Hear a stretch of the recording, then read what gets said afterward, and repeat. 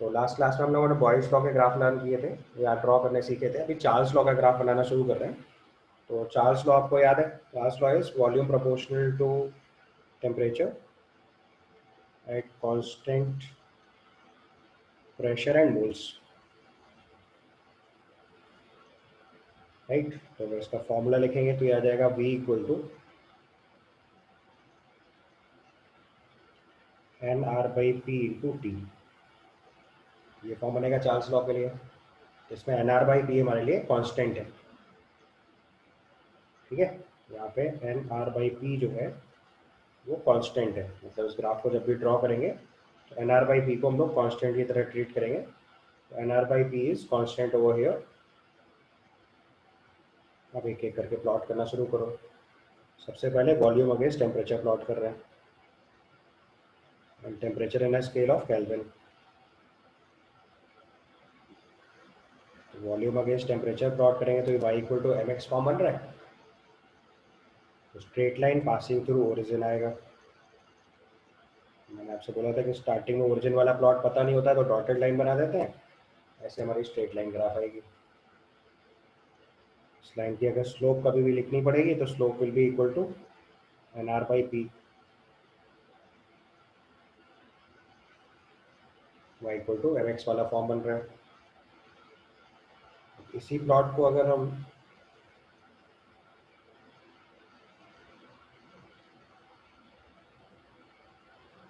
अलग अलग प्रेशर के लिए प्लॉट कर दें, volume against temperature for different pressures P1 P2 P3 late से, ये प्लॉट ये हो गया।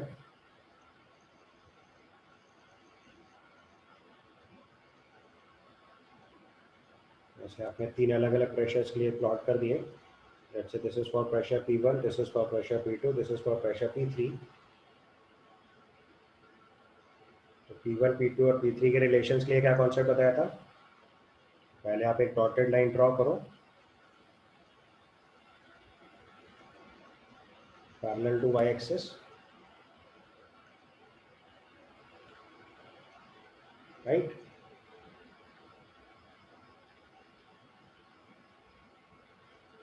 तो उस लाइन पे क्या हो गया, टेम्परेचर कांस्टेंट हो गया। ये डॉटेड लाइन हमने ड्रॉ करी पैरेलल टू y एक्सिस, तो उस पर टेम्परेचर कांस्टेंट हो गया। तो अब जिसके लिए प्रेशर ज़्यादा होगा उसका वॉल्यूम अपने आप कम आएगा, क्योंकि कांस्टेंट टेम्परेचर में P inversely proportional to V होता है। तो जिसका वॉल्यूम ज़्यादा आएगा उसका प्रेशर कम होगा, यानी सबसे कम वॉल्यूम के लिए सबसे हाई प्रेशर हो जाएगा। तो यहाँ पे अगर रिलेशन लिखेंगे तो P1 की वैल्यू हाईएस्ट हो जाएगी, P1 greater than P2 greater than P3। या इसको स्लोप से देखोगे तो भी समझ में आ जाएगा, जिसका प्रेशर ज़्यादा होगा उसकी स्लोप कम होगी, ठीक है। तो अब देखो पहले वाले प्लॉट पे जो हमने P1 P2 P3 के लिए बनाया था वहाँ मोल्स कांस्टेंट है। दूसरे प्लॉट में प्रेशर कांस्टेंट रखते हुए मोल्स वेरी करा लो। तो अगर ये मोल्स N1 N2 और N3 हैं तो जिसके लिए वॉल्यूम ज़्यादा होगा उसके मोल ज़्यादा होंगे, क्योंकि वॉल्यूम प्रोपोर्शनल टू मोल की कंडीशन लगेगी। तो यहाँ पे अगर रिलेशन लिखेंगे तो N3 की वैल्यू हाईएस्ट होगी अब की बार, फिर N2 होगा और फाइनली N1 होगा। वॉल्यूम अगेंस्ट टेम्परेचर प्लॉट पे कांस्टेंट प्रेशर पे अगर हम डिफरेंट मोल्स के लिए ग्राफ प्लॉट करेंगे तो nature of the curve will be like this, y equal to mx form ही रहेगा, और जिसके मोल्स ज़्यादा होंगे उसके वॉल्यूम ज़्यादा होगा, ठीक है। नेक्स्ट प्लॉट अगर हम volume against temperature in degree Celsius बनाएं तो अब की बार जो केल्विन वाला प्लॉट होता है उसमें -273 केल्विन -273 डिग्री सेल्सियस 0 केल्विन बनेगा। तो ये ग्राफ देखो ऐसे आएगा, जहाँ पे लाइन टच हो रही है आके -273 डिग्री सेल्सियस होगा volume against temperature in degree Celsius, ठीक है। अगर सॉल्व करना है तो मैं लिखे देता हूँ। सॉल्व करने का तरीका ये है कि volume is equal to NR/P, ये तो कांस्टेंट था, और टेम्परेचर जो केल्विन में था उसको T + 273 लिख लो। तो देखो y is equal to mx + c form बन गया अभी है। तो ये बन गया v equal to N R by P into T plus N R by P into 273। अब देखो इसको कंपेयर करेंगे तो ये देखो हो गया y, तो अगर आप इसको कंपेयर करेंगे तो ये हो गया y इज इक्वल टू ये m, ये x और ये c। तो किसी को अलग से लिखना है तो नीचे लिख लो, ये हमारे लिए y हो गया, ये स्लोप हो गया m, ये हो गया x, ये हो गया c। So y is equal to M X plus C की तरह ग्राफ बन जाएगा volume against temperature in degree Celsius में। इसके बाद नेक्स्ट प्लॉट बनाएंगे v by T against volume या v by T against temperature. ये देखो दोनों स्ट्रेट लाइन आएंगे हॉरिजॉन्टल में, because v by T constant होता है, तो चाहे वॉल्यूम के साथ प्लॉट करो चाहे टेम्परेचर के साथ प्लॉट करो, it will be a constant line. तो देखो हॉरिजॉन्टल लाइन आ रही है, ठीक है। अब यही तो चाहो एक क्वेश्चन के फॉर्म में लिख लो, क्वेश्चन के फॉर्म में लिखो plot log of v versus log of t for Charles law। Plot log of v versus log of t for Charles law।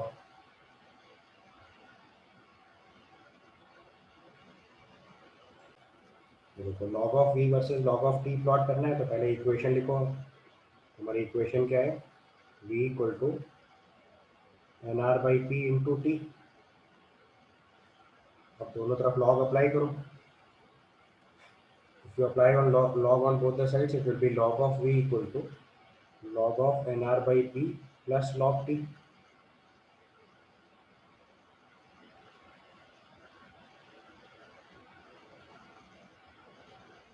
ठीक है। अब इसको कंपेयर कर दो y equal to M X plus C से। हमारे लिए y की वैल्यू हो गई log v, x की वैल्यू हो गई log t, स्लोप आ गया 1 और c की वैल्यू आ जाएगी log of N R by P.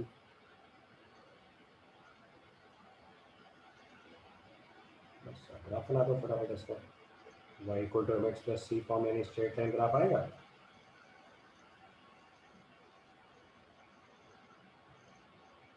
We are plotting log of v versus log of t, log of v versus log of t, straight line graph आएगा।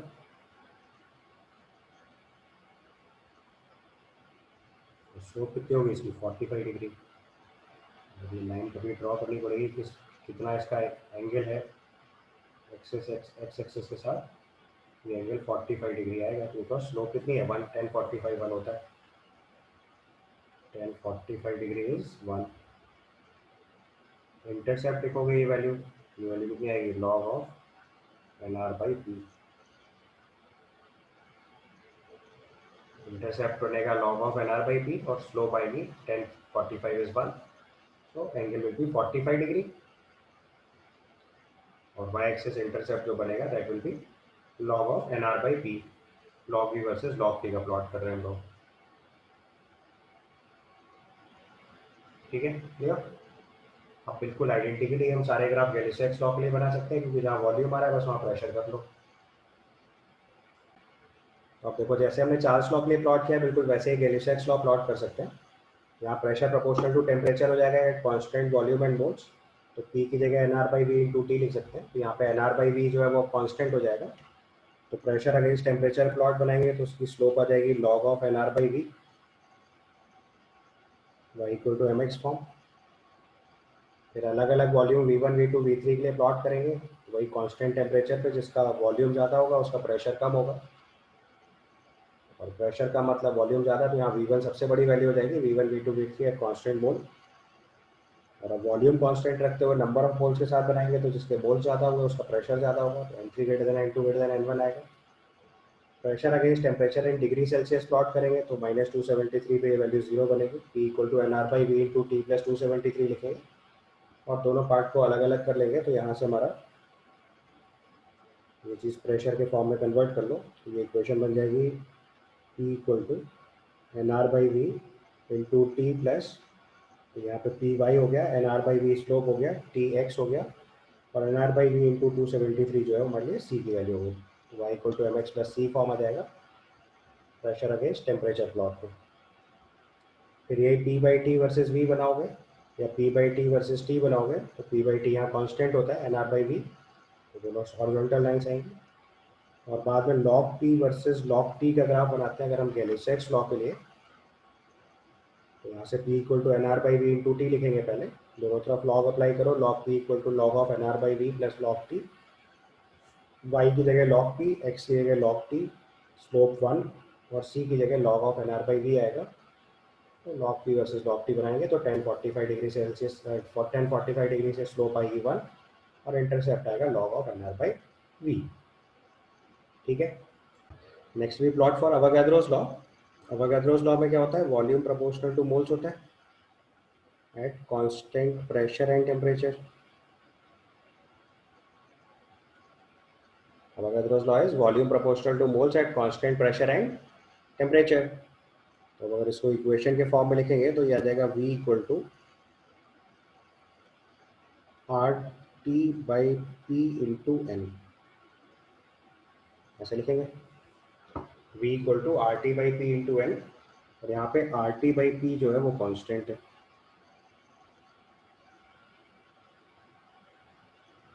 तो अगर y equal to M X form बनेगा, फिर से अगर हम volume proportional to moles का plot बनाएंगे तो V वर्सेज n अगर आप प्लॉट करोगे, volume against number of moles plot करेंगे तो y equal to M X form बनेगा, straight line passing through origin.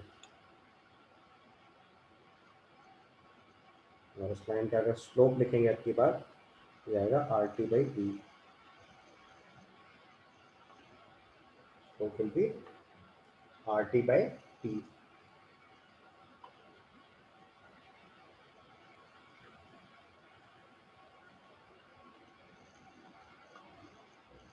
तो गिवन प्रेशर के लिए टेम्परेचर वेरी करके देख लो, फिर गिवन टेम्परेचर के लिए गिवन प्रेशर के लिए टेम्परेचर वेरी करके देख लो, और फिर गिवन टेम्परेचर के लिए प्रेशर वेरी कर लेना, दो तरह के प्लॉट्स और बन जाएंगे। देखो अगर हम इसी प्लॉट में वॉल्यूम अगेंस्ट मोल्स प्लॉट कर रहे हैं, तो तीन अलग अलग लाइन ड्रॉ कर देता हूँ अलग अलग टेम्परेचर पे पहले लेट से।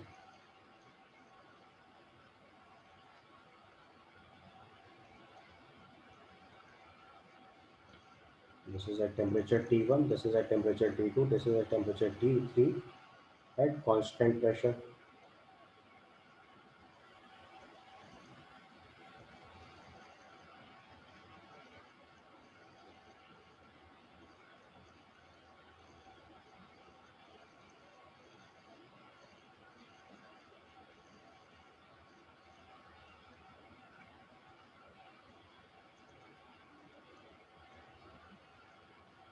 ठीक है, और फिर कांस्टेंट टेम्परेचर पे अलग अलग प्रेशर के लिए बना लो ग्राफ से।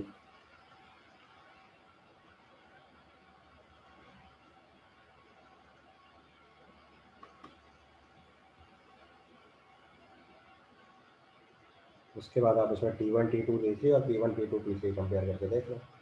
तो दो रास्ते हैं, या तो स्लोप से कंपेयर करो या एक horizontal line draw vertical line draw करके डिसाइड कर लो, वो आपकी चॉइस है। तो जैसे मान लो मैं यहाँ पे एक वर्टिकल लाइन ड्रॉ करी, तो जिसका वॉल्यूम ज़्यादा आएगा उसके लिए टेम्परेचर ज़्यादा होगा, या सिंपल जिसकी स्लोप ज़्यादा है उसका टेम्परेचर ज़्यादा होगा। तो यहाँ पे T3 की वैल्यू हाईएस्ट होगी, then T2 and then T1,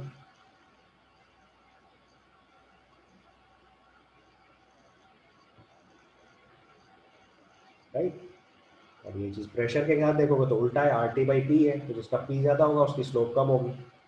या फिर वही काम फिर से यहाँ पे करो, यहाँ पे भी एक वर्टिकल लाइन ड्रॉ करो, जिसका वॉल्यूम ज़्यादा आएगा उसका प्रेशर कम होगा, क्योंकि प्रेशर वॉल्यूम इनवर्स रिलेशन होता है। तो यहाँ पे अगर मेंशन करेंगे तो P1 की वैल्यू हाईएस्ट होगी, फिर P2 और फिर P3।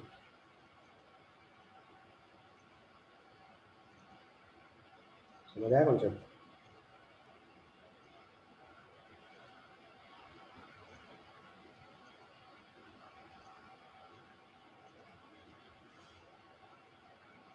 क्लियर? और अगर अब यहीं पे लॉग के साथ प्लॉट करना है तो log V versus log N अगर बनाना हो तो log V versus log N बना के देखो एक बार।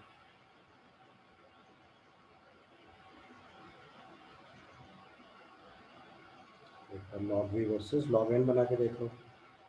Log V versus log N बनाएंगे अगर हम लोग, इक्वेशन पहले लिख लो यहाँ पे। हमारी इक्वेशन थी v equal to N R by sorry RT by P into N. So if you take log on both the sides, it will be log of V equal to log of N plus log of RT by P. y equal to mx plus c form बन रहा है। Straight line आएगी, slope 45 होगी इसकी भी। Slope अगर draw करेंगे तो 45 डिग्री की लाइन आ जाएगी, क्योंकि 1045 यहाँ पे 1 होता है।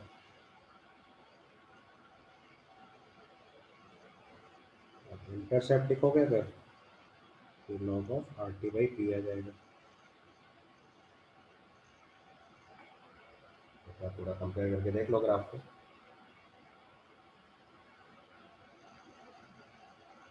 स्लोप लिखेंगे तो 45 डिग्री, क्योंकि अब कंपेयर करो y equal to mx plus c form है, log v equal to log of n plus log of RT by p। तो स्लोप 45 डिग्री बिकॉज 1045 1। और इंटरसेप्ट चेक करेंगे तो इंटरसेप्ट आएगा log of RT by p। ठीक है, तो equation से कंपेयर करके देखो तो आपको समझ आएगा। ये देखो y हो गया आपका, ये x हो गया और ये c हो गया, स्लोप 1 हो गई। ये y हो गया, ये x हो गया, ये c हो गया।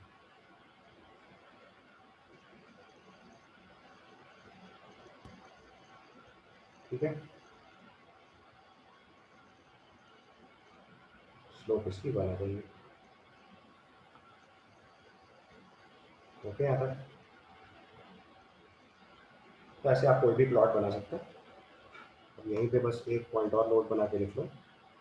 जैसे मैंने आपको बताया था कि कांस्टेंट टेम्परेचर का जो ग्राफ होता है उसको आइसोथर्म बोलते हैं, ऐसे ही कांस्टेंट वॉल्यूम पे अगर कोई ग्राफ बनाते हैं तो उसको आइसोकोर बोलते हैं, और कांस्टेंट प्रेशर पे अगर कोई ग्राफ बनाता है तो उसको बोलते हैं आइसोबार। ये चीज़ अलग से लिख लो, नोट बना के लिख लो। ग्राफ एट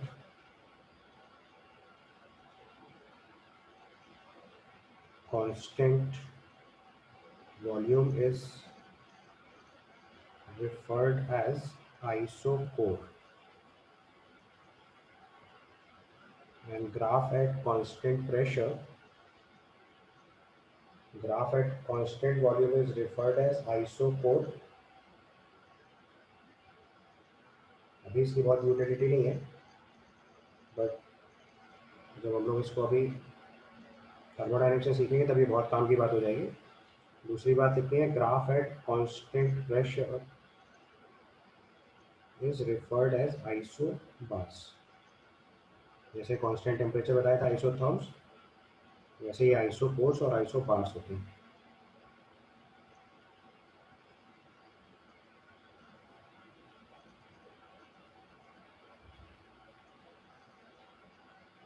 ठीक है,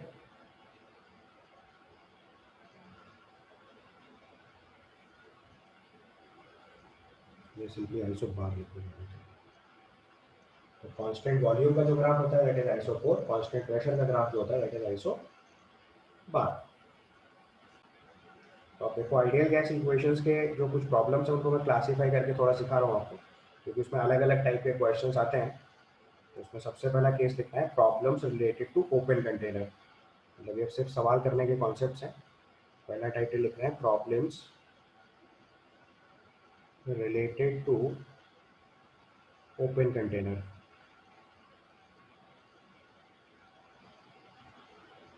problems related to open container. तो ओपन कंटेनर का क्वेश्चन जब भी मिलेगा इसमें दो बातें हमेशा ध्यान रखनी है। For an open container pressure is 1 atmosphere। For an open container pressure is 1 atmosphere and its volume is constant।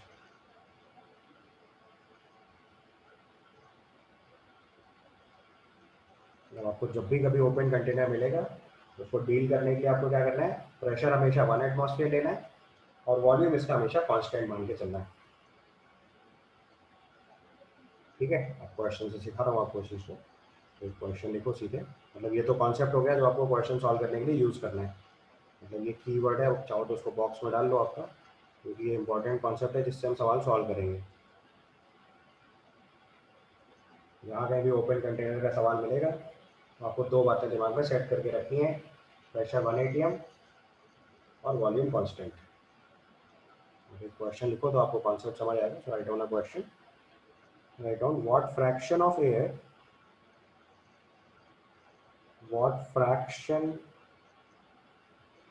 air gets evacuated out, what fraction of air gets evacuated out, what fraction of air gets evacuated out from an open container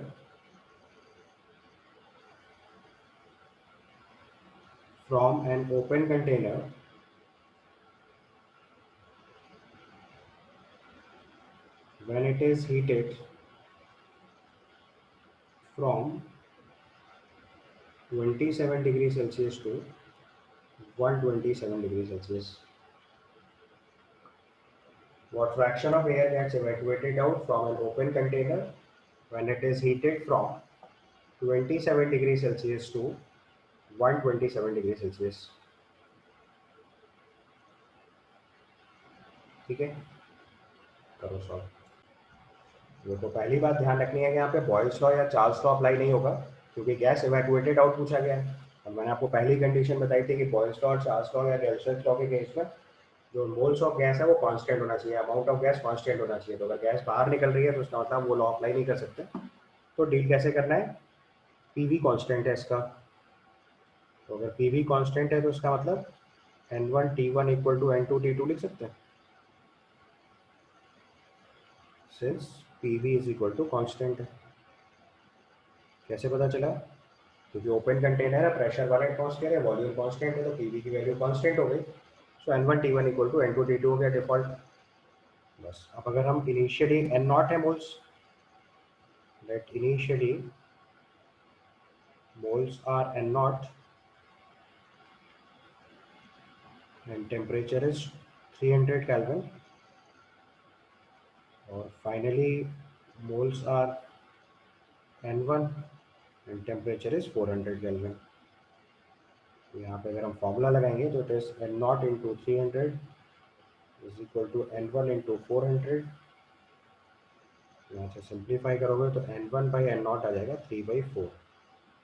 ये वो fraction है जो container में present है।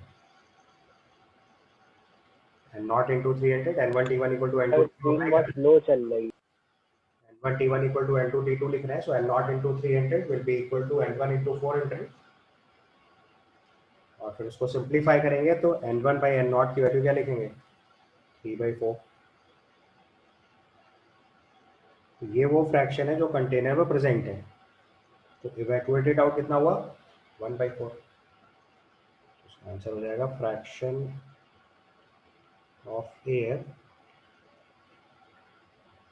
evacuated, fraction of air evacuated out जो हो जाएगा वो हो जाएगा 1 माइनस 3/4, यानी कि 1/4। ऐसी को आप 0.25 लिख सकते हो। 25% ऑफ एयर जो है वो evacuated आउट है, बाकी कंटेनर में अभी भी प्रेजेंट है। यू कैन राइट इट 1/4 और सिंपली 0.25। क्लियर? तो नेक्स्ट क्वेश्चन लिखना है। हमारे पास एक ओपन कंटेनर है जिसमें हमने एक पिस्टन लगा के मर्करी फिल किया हुआ है, और इसकी जो हाइट है हमारे पास दैट इज 76 सेंटीमीटर। ये हाइट 76 सेंटीमीटर है, और जहाँ तक इसमें गैस फिल्ड है वो हाइट हमारे पास 38 सेंटीमीटर है। और जब उसको हीट करा तो उसकी हाफ ऑफ द मरकरी बाहर चली गई, तो अब जो हाइट ऑफ मरकरी बचा हुआ है दैट इज 19 सेंटीमीटर।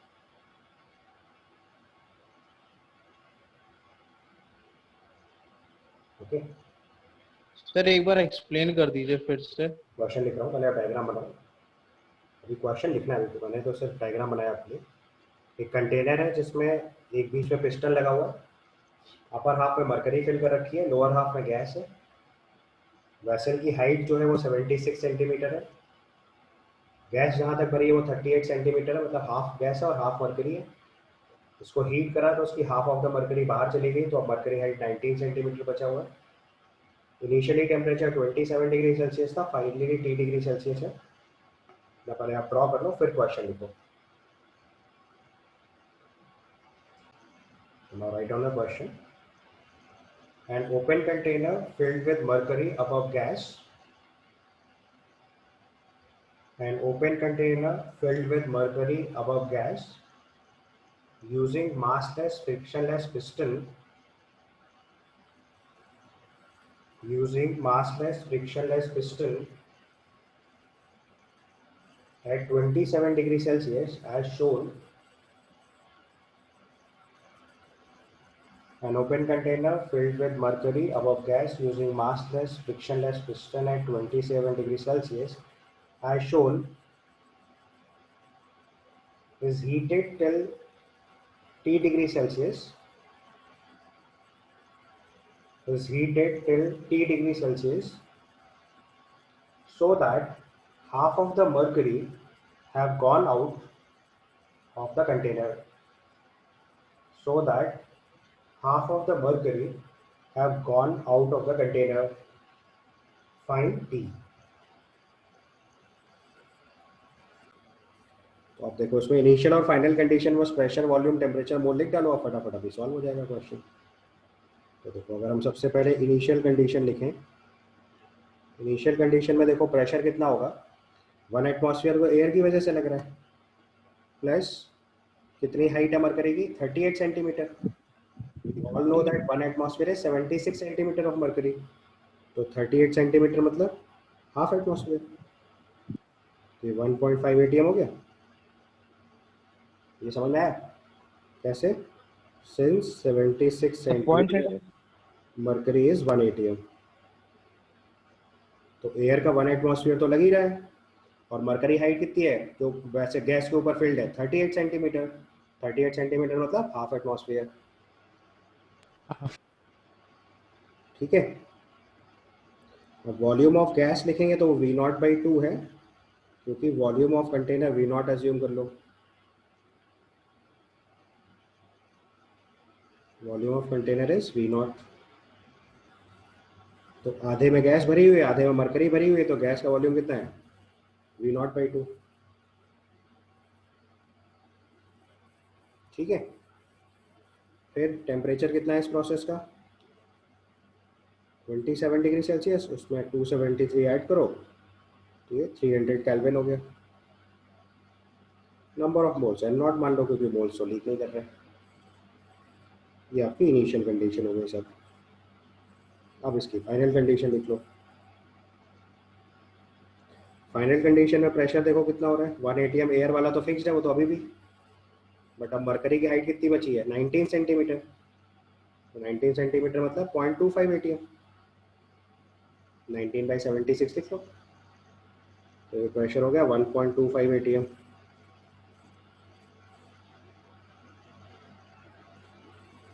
ये समझ में आया कैसे लिखा हमने, 19 सेंटीमीटर प्रेशर को अगर एटीएम में कन्वर्ट करेंगे तो 19 बाई 76 हो जाएगा 0.25 एटीएम।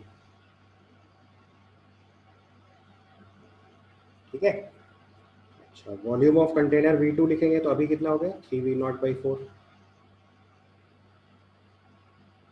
तो टोटल 76 सेंटीमीटर था, उसमें 19 सेंटीमीटर में मरकरी बचा, यानी 3/4 वेसल में गैस आ गई। अब की बार टेम्परेचर लिखेंगे तो T + 273 हो जाएगा, और बोल्स अभी भी कांस्टेंट है N0। बस दोनों बार PV = nRT लगाओ तो पहली इक्वेशन हो गई 1.5 × V0/2 = N0 R × 300 फाइनल वाली कंडीशन में इक्वेशन लिखेंगे तो 1.25 इंटू 3v0/4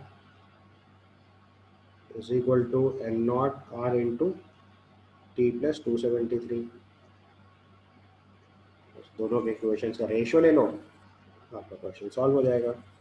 तो जैसे आपने दोनों का रेशियो लिया तो आ जाएगा t plus 273/300 is equal to 1.25 into 0.75 divided by 1.5 into 0.5। इसको सॉल्व करके टी बताना है कितना आएगा। सर वॉल्यूम आपने कैसे जज किया सर, हाफ एंड 3v0? पूरा कंटेनर की हाइट 76 सेंटीमीटर है, यहाँ से 19 सेंटीमीटर कम करा तो 19 4 जा 76 होता है ना। ये हाइट अपने आप भी तो निकाल सकते हो। टोटल कंटेनर की हाइट 76 थी, 19 सेंटीमीटर मरकरी है तो ये कितना हो गया 57 सेंटीमीटर। पहले 38 था, बाद में 57 हो गया, तो पहले v0/2 था, अभी 3v0/4 हो गया।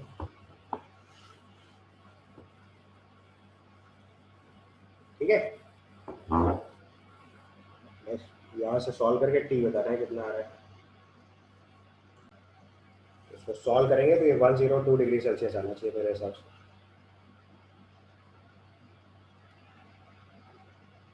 ठीक है, नेक्स्ट कॉन्सेप्ट फॉलो करेंगे, problems related to connecting containers. लिखिए प्रॉब्लम्स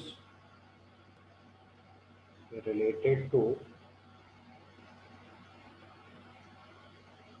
कनेक्टेड कंटेनर्स। तो पहले दो अलग अलग इंडिपेंडेंट कंटेनर्स हैं मान लो हमारे पास, और उन्हें अगर हम कनेक्ट कर दे रहे हैं तो उसमें मोल्स कंजर्व का कंडीशन लगाई जाती है। Problems related to connecting containers में इसमें लिखता है in such case initial number of moles are equal to final number of moles। और ये बहुत ऑब्वियस बात है, बट हम क्वेश्चन करते time most of the time ये बात भूल जाते हैं, इसलिए सवाल सही कर पाना मुश्किल होता है। तो पहले मैं आपको एग्जांपल से बता रहा हूँ, पहले डायग्राम से समझो। जैसे हमारे पास मान लो ये एक कंटेनर है,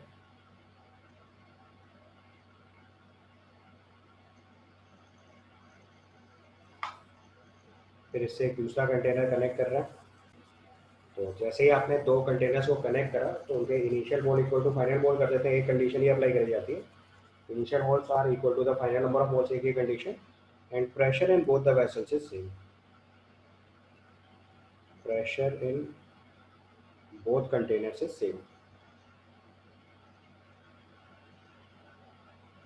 pressure in both containers is same. दो कंडीशन लगाई जाती है। जैसे देखो मैंने दो डायग्राम बनाए हुए हैं, एक वॉल्व ओपन का केस है, एक वॉल्व क्लोज का केस है। पहले दो कंटेनर अलग अलग थे, इसमें pressure P1, volume V1, number of moles N1, temperature T1 था। इस वाले कंटेनर में pressure P2, volume V2, number of moles N2, temperature T2। जैसे ही आपने वॉल्व ओपन करा तो दोनों कंटेनर्स की गैस मिक्स हो गई।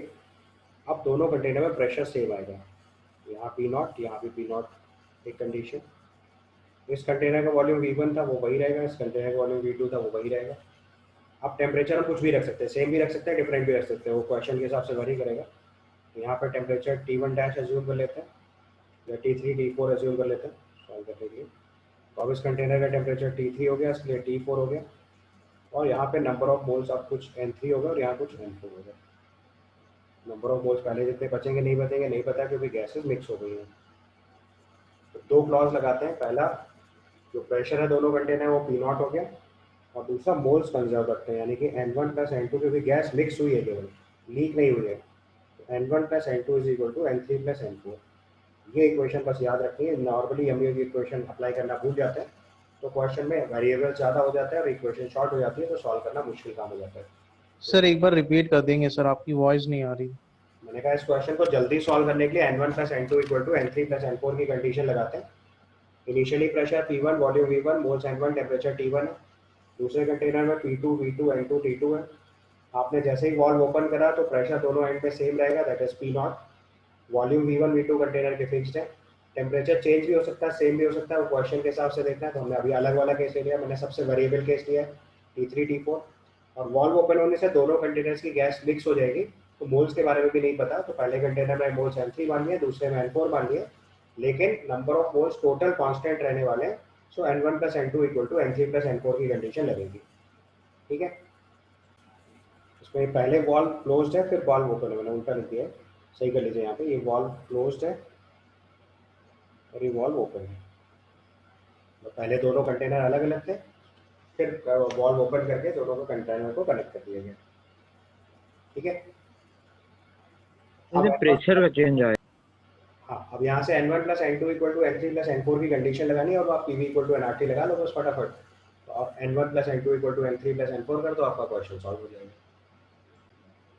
अब यहाँ से देखो N1 N2 N3 N4 की वैल्यू सब्स्टिट्यूट कर दो। पहले वाले कंटेनर से इक्वेशन लिखेंगे तो P1 V1/RT1 लिखेंगे तो N1 हो गया। दूसरे कंटेनर से लिखेंगे P2 V2/RT2 लिखेंगे तो N2 हो गया। तीसरे वाले केस से लिखेंगे तो यहाँ से आ जाएगा P0 V1/RT3, और चौथे वाले केस से लिखेंगे वो दूसरे वाले कंटेनर से P0 V2/RT4। पूरी इक्वेशन से देखो R कैंसिल हो गया, तुम्हें P0 निकालना है, तुम्हारा इक्वेशन सॉल्व हो गया जाएगा।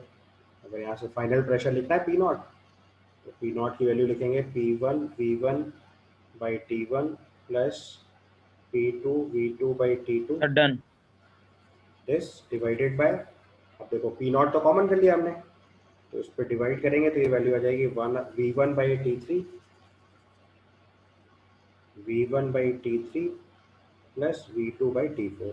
अब सवाल आसान करने के लिए ऐसा भी किया जा सकता है, टेम्परेचर कांस्टेंट है तो आसान सवाल हो जाएगा ये। अभी मैंने तुम्हें वो केस बता दिया जो सबसे टिपिकल है, मतलब इससे टेढ़ा सवाल इस सेगमेंट में बन नहीं सकता। उसके बाद आप जे मेंस का एक क्वेश्चन है, इसको सॉल्व करके देख लीजिए। Two closed bulbs of volume V containing an ideal gas initially at pressure Pi and temperature T1 are connected through a narrow tube of negligible volume as shown in the figure. Now the temperature of one of the bulb is then raised to T2. The final pressure PF is, ये आपका question है। अब देखो ये mains का question है तो उसमें हिंट दिया हुआ ऑलरेडी, देखो दोनों में PF TF लिख दिया हुआ है, तो आपको डायरेक्टली पता चल गया कि प्रेशर सेम लेके चलना है। बाकी concept number of moles same करो, अभी आपका सवाल सॉल्व हो जाएगा। अब देखो इसको क्विकली सॉल्व करना है तो वही सेम टेक्निक लगाओ जो मैंने सिखाई। Number of moles N1 + N2 = N3 + N4, इतना सेम कर दो। पहले वाले कंटेनर के लिए इट इज Pi × V/RT1, दूसरे वाले कंटेनर के लिए Pi × V/RT1 सेम दिया है। तीसरे वाले कंटेनर के लिए PF × V/RT1, और चौथे कंटेनर के लिए PF × V/RT2। अब देखो V/R पूरे प्रोसेस से कट जाएगा, तो ये वैल्यू उधर हो गई, देखो 2Pi/T1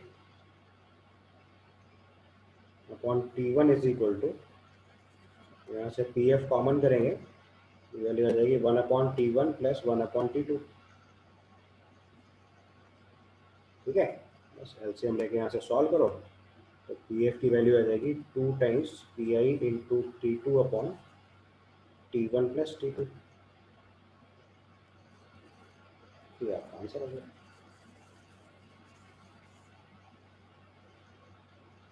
यस सर, ये तो इजीली सॉल्व हो गया। उसका आंसर डी आ जाएगा आपके गिवन ऑप्शन के हिसाब से। ठीक है, सो विल स्टॉप हियर।